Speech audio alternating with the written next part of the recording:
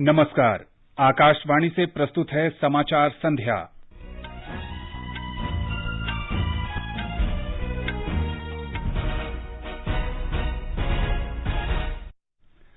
राष्ट्रपति रामनाथ कोविंद ने कोरोना योद्धाओं की प्रशंसा की।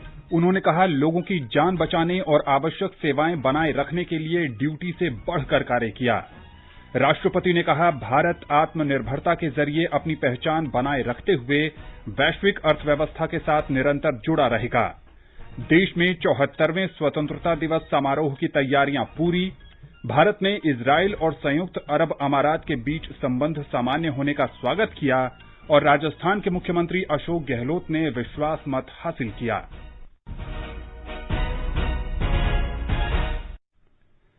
समाचार संध्या में अपनी सहयोगी दिव्या तोमर के साथ मैं आनंद श्रीवास्तव। राष्ट्रपति रामनाथ कोविंद ने कोविड-19 से कारगर ढंग से निपटने में केंद्र, राज्यों और केंद्र शासित प्रदेशों के प्रयासों की सराहना की है। उन्होंने कहा कि उच्च जनसंख्या घनत्व के साथ विस्तृत और विविध राष्ट्र के लिए कोरोना वायरस का कारगर प्रबंधन करने और उसका फैलाव रोकने के लिए व्यापक मानव प्रयास अपेक्षित थे। श्री कोविंद आज 74वें स्वतंत्रता दिवस की पूर्व संध्या पर राष्ट्र को संबोधित कर रहे थे। उन्होंने अपने संबोधन में उन स्वतंत्रता सेनानियों और शहीदों को याद किया जिन्होंने देश के लोगों को स्वतंत्र राष्ट्र में रहने का अवसर प्रदान किया। इस अवसर पर हम अपने स्वाधीनता सेनानियों के बलिदान को कृतज्ञता के साथ याद करते हैं। उनके बलिदान के बल पर ही हम सब आज एक स्वाधीन देश के निवासी हैं। हमारे स्वाधीनता संग्राम के आदर्शों की नींव पर ही आधुनिक भारत का निर्माण हो रहा है। हमारे दूरदर्शी राष्ट्र नायकों ने अपने विविध विचारों को राष्ट्रीयता के एक सूत्र में पिरोया था। उनकी साझा प्रतिबद्धता थी देश को दमनकारी विदेशी शासन से मुक्त कराना और भारत माता की संतानों के भविष्य को सुरक्षित करना। उन्होंने अपने कार्यकलापों से आधुनिक राष्ट्र के रूप में भारत की पहचान को मूर्त रूप प्रदान किया।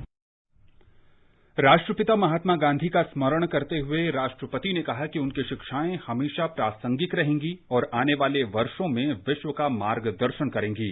हम सौभाग्यशाली हैं कि महात्मा गांधी हमारे स्वाधीनता आंदोलन के मार्गदर्शक रहे।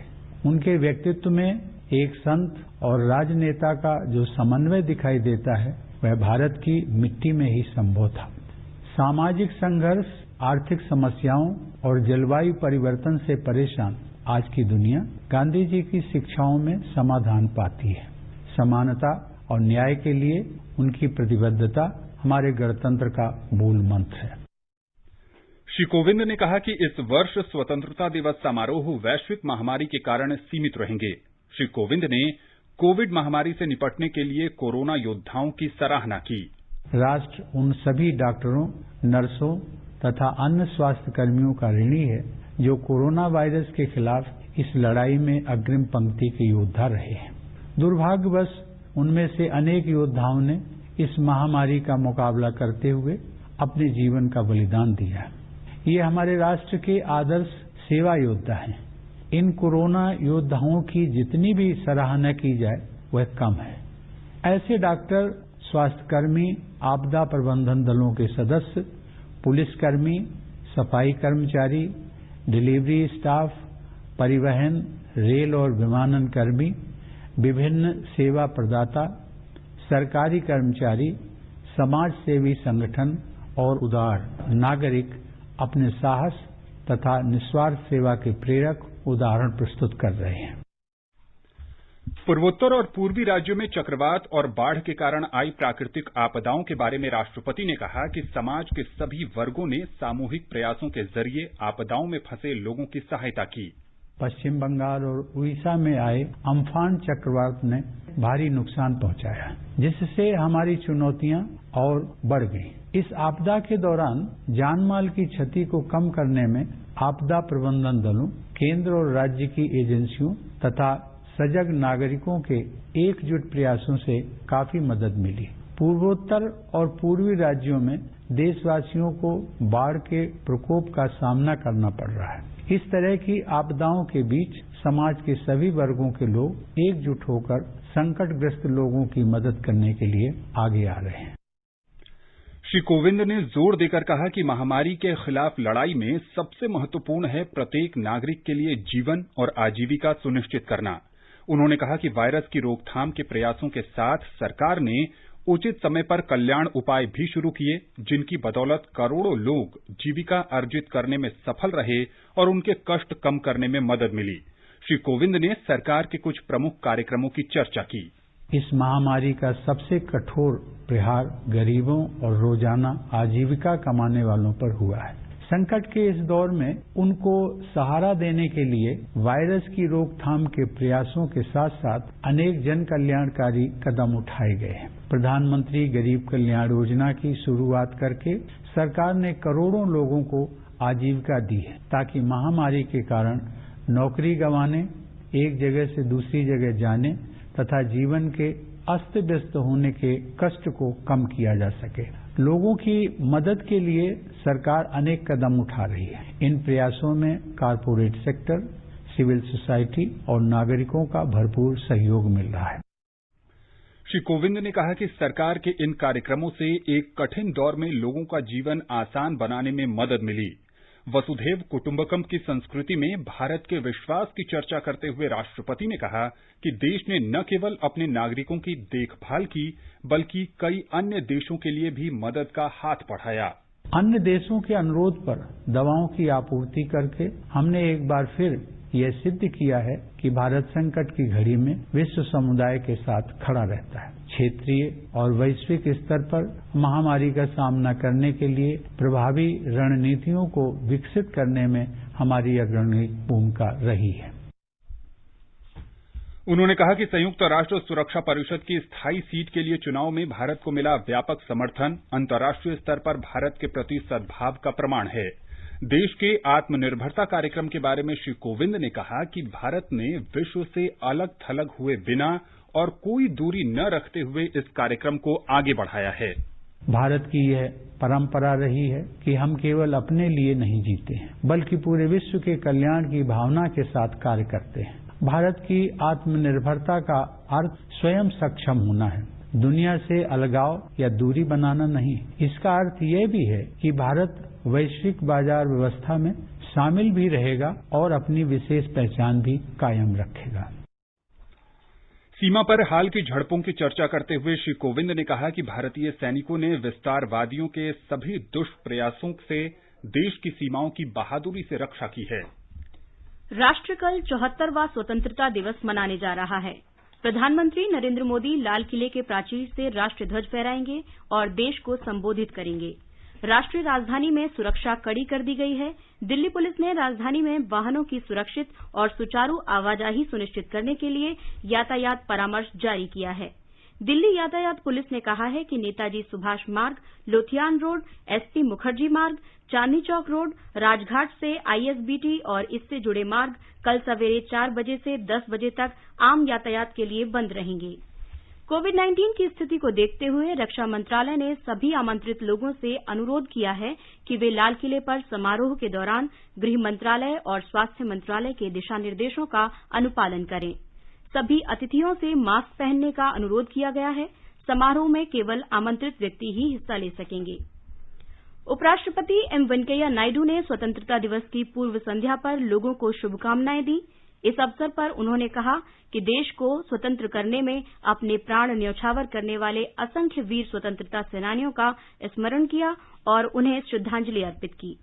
उन्होंने प्रत्येक भारतीय नागरिक से अपील की कि वे एकजुट, सुदृढ़, खुशहाल, समावेशी और शांतिपूर्ण राष्ट्र के निर्माण का फिर से संकल्प लें।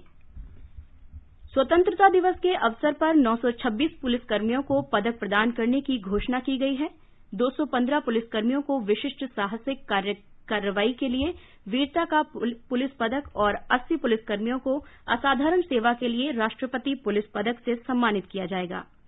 प्रशंसनीय सेवा के लिए 631 पुलिसकर्मियों को पुलिस पदक देने की घोषणा की गई है। 215 वीरता पुरस्कारों में से 123 पुलिसकर्मियों को जम्मू कश्मीर में, 29 पुलिसकर्मियों को वामपंथी उग्रवाद से प्रभावित क्षेत्रों में और 8 को पूर्वोत्तर क्षेत्र में साहसिक कार्रवाई के लिए ये पुरस्कार दिए जाएंगे।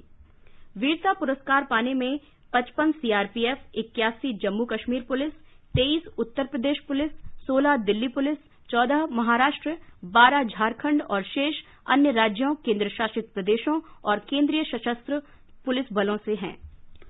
रक्षा मंत्री राजनाथ सिंह ने सशस्त्र बलों को आश्वासन दिया है कि सरकार उनका मनोबल ऊंचा रखने और उनकी जरूरतों को पूरा करने के लिए प्रतिबद्ध है। उन्होंने कहा कि राष्ट्र की सुरक्षा में देश का सैन्य बल सबसे आगे है। 74वें स्वतंत्रता दिवस समारोह की पूर्व संध्या पर अपने संदेश में श्री सिंह ने कहा कि इतिहास गवाह है कि भारत ने सबसे पहले किसी पर हमला नहीं किया और न ही किसी देश की भूमि पर कब्जा किया। उन्होंने कहा कि भारत दिलों को जीतने में विश्वास रखता है। रक्षा मंत्री ने कहा कि राष्ट्र की सुरक्षा के नाम पर हम जो करते हैं वो आत्मरक्षा के लिए होता है और किसी पर हमला करने के लिए नहीं। रक्षा मंत्री ने कहा कि अगर कोई शत्रु राष्ट्र भारत पर हमला करता है तो भारत उसका उपयुक्त जवाब देगा। केंद्रीय खेल मंत्री किरेन रिजिजू ने आज देश की सबसे बड़ी दौड़ फिट इंडिया फ्रीडम रन का शुभारंभ किया। इसका आयोजन 74वें स्वतंत्रता दिवस के उपलक्ष्य में 15 अगस्त से महात्मा गांधी की 151वीं जयंती 2 अक्टूबर तक किया जा रहा है। ये समाचार हमारी वेबसाइट newsonair.com/hindi और हमारे mobile app news on AIR पर भी उपलब्ध हैं। खुजली झटपट दूर करे, वो है जालिम लोशन, दांत को जो पल में हरे, वो है जालिम लोशन। पीढ़ियों से प्रचलित वही नाम वही काम, जालिम लोशन, चर्म रोगों का दुश्मन जालिम लोशन। अरे आशा दीदी। हाँ शारदा, गुड़िया कैसी है? गुड़िया एकदम ठीक है, अभी सो रही है। अरे रात में गुड़िया को बिना मच्छरदानी के सुला रही हो? दीदी वो तो ऐसे ही सो जाती है। ध्यान रहे, छोटी सी लापरवाही मलेरिया जैसी बड़ी बीमारी का कारण हो सकता है। ये चेतावनी आपके लिए भी है। गर्मियों और बारिश के मौसम में घर के आसपास पानी इकट्ठा न होने दें। सोते समय हमेशा मच्छरदानी लगाएं। अपने घर में मच्छर मारने वाली दवा का छिड़काव करवाएं। आपकी भागीदारी मलेरिया पर पड़ेगी भारी। स्वास्थ्य एवं परिवार कल्याण मंत्रालय, भारत सरकार द्वारा जनहित में जारी।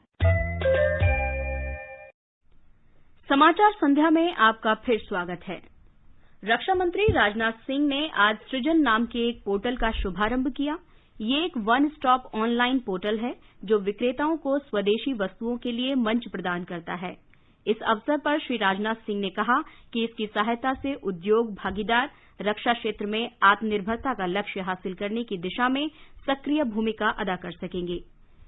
आत्मनिर्भर भारत की घोषणा के बाद रक्षा उत्पादन विभाग ने स्वदेशी पोर्टल सृजन-defense.gov.in विकसित किया है, जिसका लक्ष्य रक्षा क्षेत्र में मेक इन इंडिया के लिए अवसर उपलब्ध कराना है। सूक्ष्म, लघु और मध्यम उद्यम मंत्री नितिन गडकरी ने प्रमुख विचारकों द्वारा जमीनी स्तर के मुद्दों का क्षेत्रगत और उद्योगवार अध्ययन कराने की आवश्यकता पर बल दिया है। उन्होंने कहा कि इससे विशेषज्ञों की सिफारिशों के आधार पर नई नीति तैयार की जा सकेगी। वे आज नई दिल्ली में एक वेबिनार को संबोधित कर रहे थे। उन्होंने फिक्की और अन्य संगठनों से अनुरोध किया कि वे उनकी समस्याओं को दूर करने के लिए विभिन्न विचारकों के जरिए महत्वपूर्ण क्षेत्रों की मूल समस्याओं का अध्ययन करें। उन्होंने उद्योग निकायों से भी अपील की कि वे आत्मनिर्भर भारत के प्रयासों के साथ अपने को जोड़ें ताकि आयात का खर्च कम किया जा सके। इससे देश में विनिर्माण गतिविधियों और उत्पादन बढ़ाने के जरिए रोजगार के अधिक अवसर सृजित किए जा सकेंगे। जनजातीय कारीगरों द्वारा हाथ से तैयार किए गए पंखे स्वतंत्रता दिवस समारोह के अवसर पर प्रमुख अतिथियों और गणमान्य व्यक्तियों को दिए जाएंगे। जनजातीय कार्य मंत्रालय ने हाथ से बने पंखों की आपूर्ति करने के बारे में रक्षा मंत्रालय के साथ सहयोग किया है। ये पंखे पर्यावरण अनुकूल हैं। राजस्थान, ओडिशा, पश्चिम बंगाल, बिहार, गुजरात और झारखंड के जनजातीय कारीगरों ने प्राकृतिक और जैविक सामग्री से इन्हें तैयार किया है। ट्राइब्स इंडिया नाम के ये पंखे देश भर में ट्राइब्स इंडिया की खुदरा दुकानों और ई कॉमर्स प्लेटफॉर्म पर भी बिक्री के लिए उपलब्ध हैं। आगे बढ़ने से पहले मुख्य समाचारों पर एक नजर। राष्ट्रपति रामनाथ कोविंद ने कोरोना योद्धाओं की प्रशंसा की। उन्होंने कहा, लोगों की जान बचाने और आवश्यक सेवाएं बनाए रखने के लिए ड्यूटी से बढ़कर कार्य किया। राष्ट्रपति ने कहा, भारत आत्मनिर्भरता के जरिए अपनी पहचान बनाए रखते हुए विश्व अर्थव्यवस्था के साथ निरंतर जुड़ा रहेगा। देश में 74वें स्वतंत्रता दिवस समारोह की तैयारियां पूरी। भारत ने इजराइल और संयुक्त अरब अमारात के बीच संबंध सामान्य होने का स्वागत किया और राजस्थान के मुख्यमंत्री अशोक गहलोत ने विश्वास मत हासिल किया। भारत ने आज एक ही दिन में करीब 8,50,000 कोविड परीक्षण करने का नया रिकॉर्ड बनाया। इन्हें मिलाकर अब तक कुल 2,76,00,000 कोविड नमूनों की जांच की जा चुकी है। केंद्रीय स्वास्थ्य मंत्रालय ने बताया है कि विश्व स्वास्थ्य संगठन ने किसी भी देश के लिए प्रति 10 लाख आबादी पर 140 परीक्षण प्रतिदिन करने की सलाह दी है। भारत की राष्ट्रीय औसत प्रति 10 लाख आबादी पर प्रतिदिन 603 परीक्षणों की है। केंद्र और राज्यों तथा संघ राज्य क्षेत्रों के सामूहिक और एकजुट प्रयासों से ये उपलब्धि हासिल हो पाई है। केंद्रीय गृह मंत्री अमित शाह की कोरोना जांच रिपोर्ट नेगेटिव आई है। एक ट्वीट में उन्होंने अपने सभी शुभचिंतकों का आभार व्यक्त किया। उन्होंने अस्पतालों के चिकित्सकों और सहायक कर्मचारियों का भी धन्यवाद किया। उन्होंने कहा कि चिकित्सकों की सलाह के अनुसार अगले कुछ दिन तक मैं घर में पृथकवास में रहूंगा। उत्तर प्रदेश देश में कोविड परीक्षण कराने में अव्वल नंबर पर आ गया है। राज्य में कल 36 लाख नमूनों की जांच का आंकड़ा पार कर गया। प्रदेश में रोजाना करीब 1 लाख कोविड परीक्षण किए जा रहे हैं। पिछले 24 घंटों में कम से कम 9 जिलों में 100 से ज्यादा नए कोविड संक्रमण के मामले सामने आने के बाद प्रदेश में सक्रिय कोविड मामलों की तादाद आज 50,000 का आंकड़ा पार कर गई। कल प्रदेश में कोविड के 4600 नए मरीज सामने आए हैं। प्रदेश में इस समय कोरोना के 50,426 सक्रिय मामले हैं और राजधानी लखनऊ में सबसे ज्यादा 7,188 मरीज हैं। कानपुर दूसरे स्थान पर है, जहां 4,000 से अधिक सक्रिय मरीज मौजूद हैं। प्रदेश में सबसे ज्यादा 652 नए मरीज कल लखनऊ में मिले हैं। कोरोना वायरस पूर्वांचल के जिलों में भी तेजी से फैल रहा है, जहां कुशीनगर, देवरिया, गोरखपुर, वाराणसी और प्रयागराज जिलों में पिछले 24 घंटों में 100 से ज्यादा कोरोना के नए मरीज मिले हैं। प्रदेश में इस जानलेवा वायरस से मरने वालों की संख्या 2,335 हो गई है और पिछले 24 घंटों में 59 मरीजों की जान चली गई है। 92,000 से अधिक मरीज पूरी तरह से ठीक होकर अस्पताल से वापस लौट चुके हैं। सुशील चंद्र तिवारी, आकाशवाणी समाचार, लखनऊ। केंद्रीय स्वास्थ्य मंत्री डॉक्टर हर्षवर्धन ने आज नई दिल्ली में अखिल भारतीय आयुर्विज्ञान संस्थान में कोरोना योद्धाओं को समर्पित एक रक्तदान शिविर का उद्घाटन किया। डॉक्टर हर्षवर्धन ने कोरोना योद्धाओं और ऐसे योद्धाओं के परिजनों को भी सम्मानित किया जिन्होंने कोविड-19 के खिलाफ लड़ाई के दौरान अपनी जान गंवा दी थी। मिजोरम सरकार ने राज्य में कोरोना वायरस संक्रमण के बढ़ते मामलों के बीच उचित सुरक्षित दूरी बनाए रखना सुनिश्चित करने के लिए नए दिशा निर्देश जारी किए हैं। आदेश के अनुसार विवाह समारोह, स्मारक शिलान्यास और अन्य कार्यक्रमों में अधिकतम 50 लोगों के ही शामिल होने की अनुमति होगी। देश में कोरोना योद्धाओं को सम्मान देने के लिए आज शिलंग में असम रेजिमेंटल सेंटर के मिलिट्री फ्यूजन बैंड ने 74वें स्वतंत्रता दिवस की पूर्व संध्या पर संगीत की धुनों से इन योद्धाओं का आभार व्यक्त किया। केंद्र शासित प्रदेश पुदुचेरी में आज कोविड-19 के 328 नए मामले सामने आए और 4 रोगियों की मौत हो गई। इन्हें मिलाकर केंद्र शासित प्रदेश में सक्रिय मामलों की संख्या 2,880 हो गई है। स्वास्थ्य विभाग द्वारा जारी ताजा रिपोर्ट के अनुसार पुदुचेरी में कोविड-19 के 310, कराईकल में 17 और यानम में 1 नया मामला सामने आया है। वर्तमान में पुदुचेरी में 1,541, कराईकल में 125, यानम में 163 और माहे में 3 संक्रमितों का इलाज चल रहा है। अन्य 1,048 पॉजिटिव लोग होम आइसोलेशन में हैं। 181 लोगों को उपचार के बाद अस्पताल से छुट्टी दे दी गई है। इस वायरस से अब तक 6,995 लोग संक्रमित हुए हैं, जिनमें से 4,009 लोग ठीक हो चुके हैं। 106 मरीजों की मृत्यु हो चुकी है और केंद्र शासित प्रदेश में एक्टिव मामलों की संख्या 2,880 तक पहुंच गई है। पुदुचेरी से चंद्रमोहन की रिपोर्ट के साथ समाचार कक्ष से रवि कपूर। सरकार ने आज कहा कि एक महीने में भारत ने 5 देशों अमेरिका, ब्रिटेन, संयुक्त अरब अमारात, सेनेगल और स्लोवेनिया को 23 लाख पीपीई किट निर्यात की हैं। केंद्रीय स्वास्थ्य मंत्रालय ने बताया कि पीपीई के विश्व निर्यात बाजार में भारत की स्थिति और मजबूत हो गई है। केंद्र सरकार ने राज्यों, केंद्र शासित प्रदेशों और केंद्रीय संस्थाओं को 1,28,00,000 पीपीई किट निःशुल्क वितरित की हैं। आकाशवाणी का समाचार सेवा प्रभाग आज रात 9:30 पर अपने फोन इन कार्यक्रम में कोविड-19 पर विशेष परिचर्चा प्रसारित करेगा। सफदरजंग अस्पताल के चिकित्सा अधीक्षक डॉक्टर बलविंदर सिंह इस चर्चा में भाग लेंगे। श्रोता टोल फ्री नंबर 1800-115767 और फोन नंबर 011-233-14444 पर विशेषज्ञ से सवाल पूछ सकते हैं। ये समाचार हमारी वेबसाइट newsonair.com/hindi और हमारे mobile app news on AIR पर भी उपलब्ध हैं।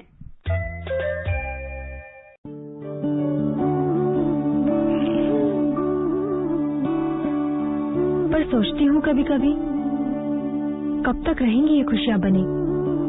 अगले बच्चे से पहले रखेंगे 3 साल का फासला ताकि मुन्ने की हो सही देखरेख और तुम दोनों रहो सेहतमंद। महिलाओं के लिए सबसे असरदार लंबे समय वाले गर्भ निरोधक उपायों में से एक है आयुसीडी। इसे आप डिलीवरी के तुरंत बाद या फिर बाद में कभी भी अपना सकते हैं।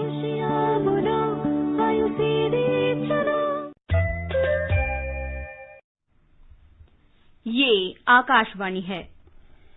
केरल के करिपुर में हवाई दुर्घटनाग्रस्त स्थल पर बचाव अभियान का नेतृत्व कर रहे कई वरिष्ठ अधिकारियों के कोविड पॉजिटिव होने के बाद मुख्यमंत्री पिनराई विजयन आज से पृथकवास पर चले गए हैं। हमारे संवाददाता ने बताया है कि मल्लापुरम जिला कलेक्टर सहित 22 अधिकारियों के कोविड संक्रमित होने के बाद राज्य मंत्रिपरिषद के कई मंत्रियों ने भी स्वयं को क्वारंटीन कर लिया है। राजस्थान में मुख्यमंत्री अशोक गहलोत के नेतृत्व में कांग्रेस सरकार ने आज विधानसभा में ध्वनिमत से विश्वास मत जीत लिया। इसके साथ ही विधानसभा अध्यक्ष सीपी जोशी ने सदन की बैठक 21 अगस्त तक स्थगित कर दी है।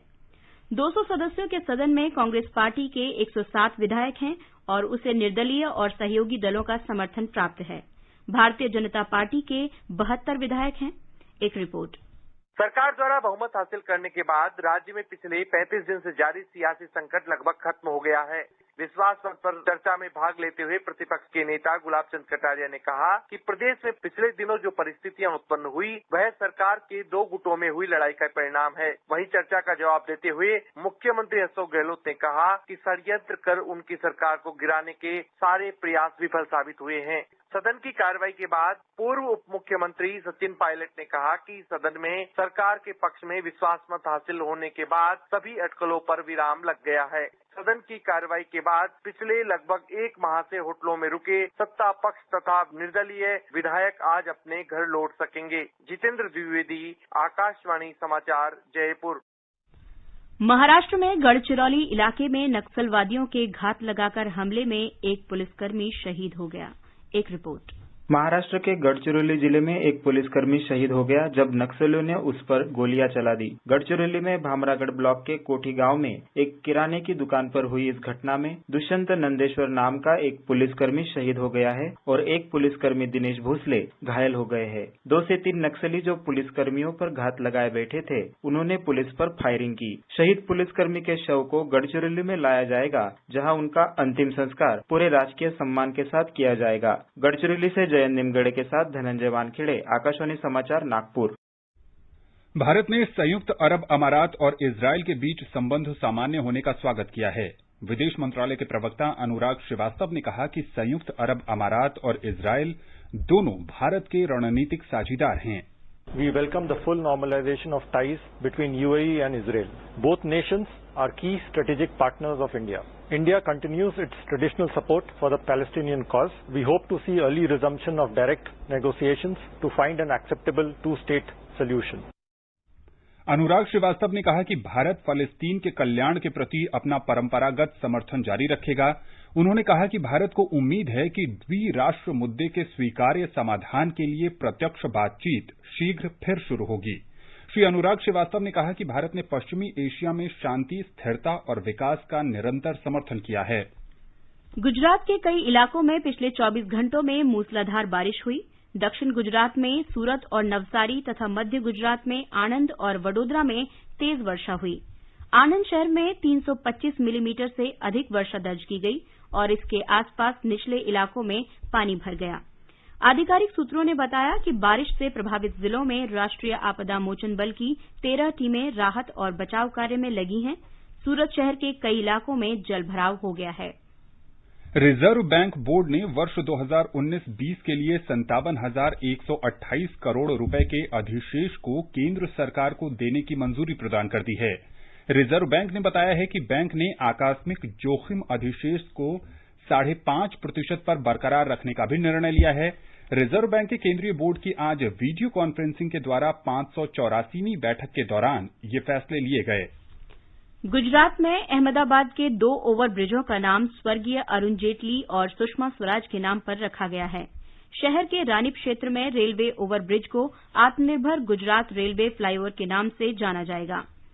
अहमदाबाद नगर निगम के अनुसार बापूनगर क्षेत्र के फ्लाईओवर को महाराणा प्रताप फ्लाईओवर और हटकेश्वर फ्लाईओवर को छत्रपति शिवाजी फ्लाईओवर के नाम से जाना जाएगा। और अब एक नजर कल के मौसम पर। राष्ट्रीय राजधानी दिल्ली में कल आमतौर पर बादल छाए रहेंगे और कुछ स्थानों पर सामान्य बारिश हो सकती है। न्यूनतम तापमान 25 और अधिकतम 32 डिग्री सेल्सियस के आसपास रह सकता है। मुंबई में आमतौर पर बादल छाए रहेंगे और तेज बारिश हो सकती है। न्यूनतम तापमान 25 और अधिकतम 30 डिग्री सेल्सियस के आसपास बना रहेगा। चेन्नई में भी कल आमतौर पर बादल छाए रहेंगे। तापमान 25 और 33 डिग्री सेल्सियस के बीच रहने के आसार हैं। कोलकाता में आंशिक रूप से बादल छाए रहेंगे, जिसमें 1 या 2 बार वर्षा होने या गरज के साथ छींटे पड़ने की संभावना है। न्यूनतम तापमान 27 और 33 डिग्री सेल्सियस के बीच रहने का अनुमान है। गुवाहाटी में सामान्य रूप से बादल छाए रहेंगे। 1 या 2 बार गरज के साथ बारिश होने की संभावना है। न्यूनतम तापमान 25 और अधिकतम तापमान 33 डिग्री सेल्सियस के आसपास रहने के आसार हैं। उत्तर भारत में केंद्र शासित प्रदेश जम्मू कश्मीर के जम्मू में न्यूनतम तापमान 26 डिग्री जबकि अधिकतम तापमान 35 डिग्री सेल्सियस के आसपास रह सकता है। शहर में आंशिक रूप से बादल छाए रहने और गरज के साथ वर्षा होने और धूल भरी आंधी चलने का अनुमान है। श्रीनगर में न्यूनतम तापमान 21 जबकि अधिकतम 35 डिग्री सेल्सियस रह सकता है। शहर में दोपहर बाद या शाम के समय आंशिक रूप से बादल छाए रह सकते हैं। लद्दाख में आसमान आमतौर पर साफ रहेगा। तापमान 18 और 32 डिग्री सेल्सियस के बीच रहने का अनुमान है। गिलगित में तापमान 19 से 39 डिग्री सेल्सियस के बीच रहेगा। आमतौर पर आंशिक रूप से बादल छाए रह सकते हैं। मुजफ्फराबाद में आंशिक रूप से बादल छाए रहेंगे और गरज या आंधी के साथ बरसात होने की संभावना है। तापमान 22 और 35 डिग्री के बीच रहने का अनुमान है। केंद्र शासित प्रदेश जम्मू कश्मीर प्रशासन लॉकडाउन के कारण देश के अन्य भागों में फंसे केंद्र शासित प्रदेश के करीब 3,11,900 निवासियों की वापसी सुनिश्चित की है। हमारे संवाददाता ने बताया है कि केंद्र शासित प्रशासन ने जम्मू और उधमपुर रेलवे स्टेशन पर 113 विशेष रेलगाड़ियों से आए इन निवासियों का स्वागत किया। इनमें 96,198 यात्री थे, जबकि अन्य राज्यों और केंद्र शासित प्रदेशों में फंसे करीब 2,15,703 व्यक्ति वापस लौट आए हैं। इनमें 906 विदेश से आए और भारतीय नागरिक भी शामिल हैं। जम्मू कश्मीर में जम्मू श्रीनगर राष्ट्रीय राजमार्ग आज दूसरे दिन भी वाहनों के आवागमन के लिए बंद है। रामबन शहर के बाहरी इलाकों में स्थित मेहद में बड़े पैमाने पर भूस्खलन के कारण ये राजमार्ग बंद किया गया है। कर्नाटक के चित्रदुर्ग के चल्लाकेरे साइंस सिटी में स्थापित हिंदुस्तान एरोनॉटिक्स लिमिटेड भारतीय विज्ञान संस्थान कौशल विकास केंद्र अंतरिक्ष प्रौद्योगिकी सहित विनिर्माण क्षेत्र में उच्च कोटि का कौशल उपलब्ध कराएगा। इस केंद्र का उद्घाटन रक्षा मंत्री राजनाथ सिंह ने कल नई दिल्ली से वीडियो कॉन्फ्रेंसिंग के माध्यम से किया था। यहां कौशल और कौशल उन्नयन का प्रशिक्षण दिया जाएगा। पाठ्यक्रम की आधी से अधिक अवधि के दौरान प्रयोगशालाओं में प्रायोगिक प्रशिक्षण दिया जाएगा। असम सरकार ने सभी निजी शैक्षणिक संस्थानों को 1 मई से स्कूलों के औपचारिक खुलने तक मासिक शुल्क में 25% तक की छूट देने को कहा है। एक ट्वीट में राज्य के शिक्षा मंत्री हिमंता बिस्वास शर्मा ने बताया कि ये निजी शैक्षिक संस्थान प्राथमिक स्तर से 12वीं कक्षा तक के विद्यार्थियों को पढ़ाते हैं।